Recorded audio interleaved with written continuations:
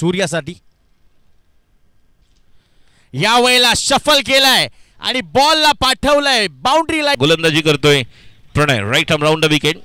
सूर्यासाठी पुढचा चेंडू हवेमध्ये आहे. बघूया फसलेला आहे का खेळाडू त्या ठिकाणी येतोय. वरून चेंडू क्लिअर होतोय.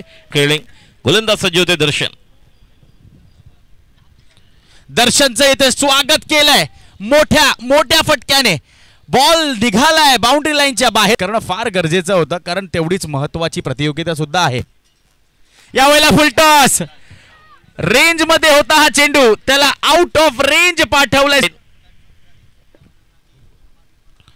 यावेळेला अजून एक विकेट करायचा होता पण बॉल नक्कीच नो मॅन्स लँड मध्ये आता पुन्हा एकदा लँड होतोय आणि जोपर्यंत सौरभ सिंग येईल चेंडूवर 2 धावा अगदी सहजरित्या पर आलाय त्याच्या विरोधात.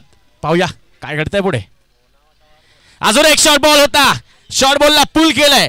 पुल पॉवरफुल सक्सेसफुल. हा देखील निघून जाईल षटकाराकरिता. क्रिकेट देखील खूप छान खेळतो. यावेळेला अजून एक चांगला चेंडू पण कॉमेंट्री बॉक्सला या ठिकाणी सन्मान देत